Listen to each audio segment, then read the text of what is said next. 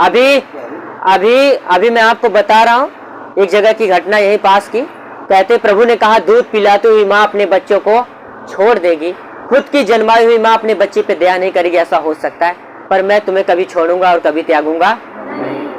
मैं बता रहा हूँ आज एक अभी जवान लड़की है, उसके घर परिवार वालों ने, उसके माता पिता ने, सब लोगों ने मतलब इतना सताया कि उसको घर से बाहर निकला पड़ा।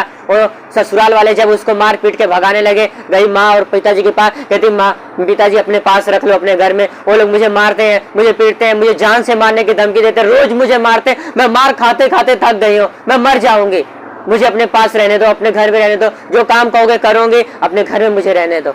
एक बच्चा है इतना बड़ा, उसके माता पिता इतने कसाई अपने घर में से निकालने, बोले जा मर जा, लेके जा बच्चे को, मर जा।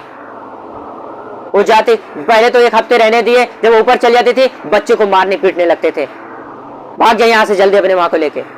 बेचारी भागते इधर उधर से रिश्तेदारों के पास, अपनी बड़ी बहन के पास जाए, बोली बहन मेरे को अपने पास रहने दो ना। कहते तेरे बाप तेरे मतारी इतनी हरामी आके यहाँ पे भी रोज हमको गाली देंगे, हमें भी लगेंगे सताने। सब लोग उसको जब नकार दिए, एक मसीह बहन थी, उसको पता नहीं कैसे टकरा गए कि क्या था, वो अपने पास बेचारी को रखी है। सोच लो बाइबल में जो लिखा वो पूरा हो रहा है कि ऐसा ऐसा होगा आने वाले समय में। तो ये सब चीजें हो रही हैं, परमेश्वर ने कहा कि मैं तुम्हें चुना हूं अपनी आशीष देने के लिए, तो क्या ये बाइबल में लिखा है तो ये पूरा नहीं होगा? बोलो ये वचन पूरा नहीं होगा?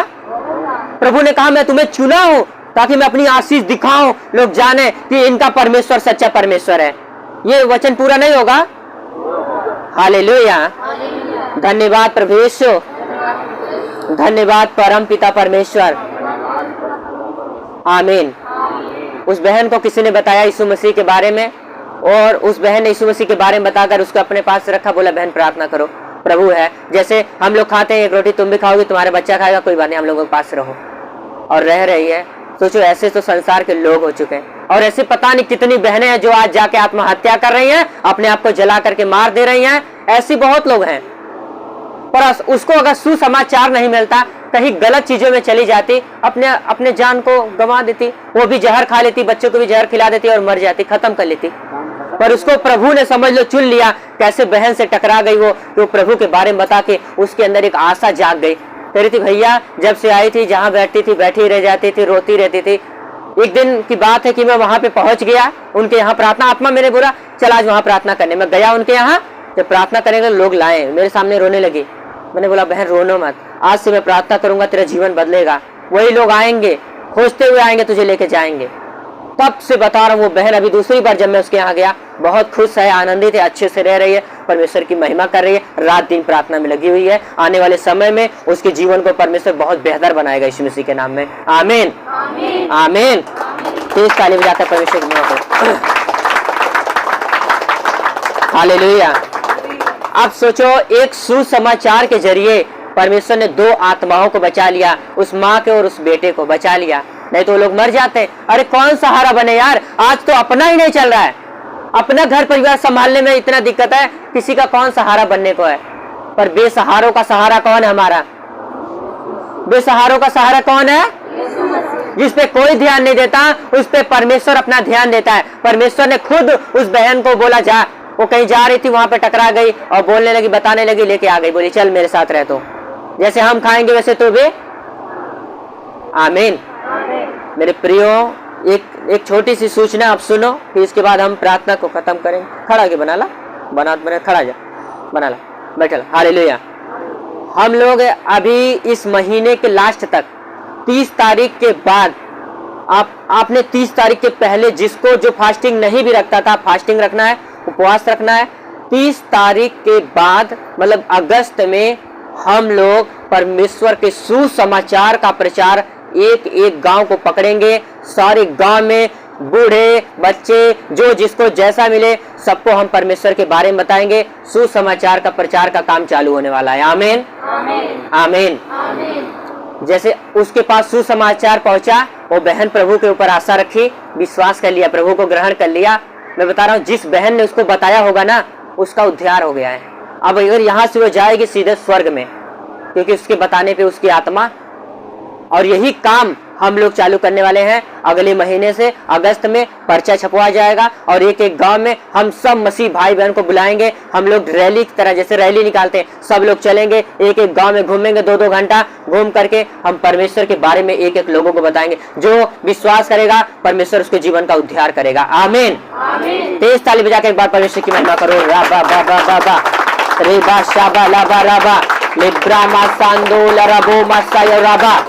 हालेलुया, धन्यवाद प्रभु यीशु, धन्यवाद परम पिता परमेश्वर। आमीन। और मेरा विश्वास है आप जो कुछ भी मांग रहे हो परमेश्वर से, ये 30 तारीख आने से पहले पहले अगर आप आज ये प्रार्थना करके जाओगे कि प्रभु आने वाले 30 तारीख के बाद जब भैया आपका काम चालू करेंगे, मैं भी उसमें हिस्सा लूंगी और मैं भी साथ में प्रचार करूंगी, परमेश्वर की महिमा करूंगी, तो मेरा विश्वास है आपकी सारे जीवन में जितने भी दुख हैं, जितने भी तकलीफें हैं, आपके जीवन से निकल के चल जाएंगे यीशु मसीह के नाम में। आमीन। और 30 तारीख के पहले पहले आपका घुटने का दर्द, कमर का दर्द, शरीर का दर्द, जो भी दिक्कत और परेशानी है परमेश्वर निकालेगा, ताकि आप जब गवाही के साथ खड़े होगे, जहां कहीं जाओगे, जो कोई पूछेगा क्या हुआ तुम्हारे जीवन में, बताओगे मेरे जीवन में प्रभु ने ऐसा कर दिया, मेरे सर के दर्द, कमर के दर्द, मेरे जीवन में ऐसे किया, मुझे नशे से परमेश्वर ने आजाद किया, परिवार में लड़ाई झगड़े थे उसको निकाला है। आप अपनी गवाही दोगे, लोग बचाए जाएंगे, परमेश्वर आपको आशीषित करेगा यीशु के नाम में। आमीन, आमीन, हालेलुया, आमीन। कितने लोग मेरे साथ हैं सुसमाचार को ले जाने के लिए? कितने लोग तैयार हैं? अपने हाथों को उठाओ, बोलो हालेलुया, धन्यवाद प्रभु यीशु, धन्यवाद परम पिता परमेश्वर। आमीन, आमीन। रख लो, अपने हाथ नीचे कर लो। अगर वहां पे कोई गुस्सा से बोल भी देना तो उसको गाली देने में शुरू कर देना। अगर जा रहे प्रचार कर रहे गाँव गाँव में, कोई बोले चल आ गए ईसुआ वाले आ गए, उसको बोलना नहीं है तेरी की, फिर अपना चालू हो जाए कैसे बोलने कैसे बोलने, वो चीज नहीं। अपने आप को इतना उपवास में नम्र बना लो, इतना दिन बना लो, इतनी उपवास और फास्टिंग करके प्रार्थना कर लो कि जब 30 तारीख के बाद हम जाएं, जहां जाएं, हम लोगों के अंदर से इतनी ज्योति निकले, इतना प्रकाश निकले ना, तो लोग देखते ही सुनते ही यीशु मसीह को बोलो बताओ बताओ कहाँ, बोलो विक्रमपुर में लगता है, नहीं यही पास में नहीं लगता है, विक्रमपुर में प्रार्थना लगता है, चलो सभी लोग।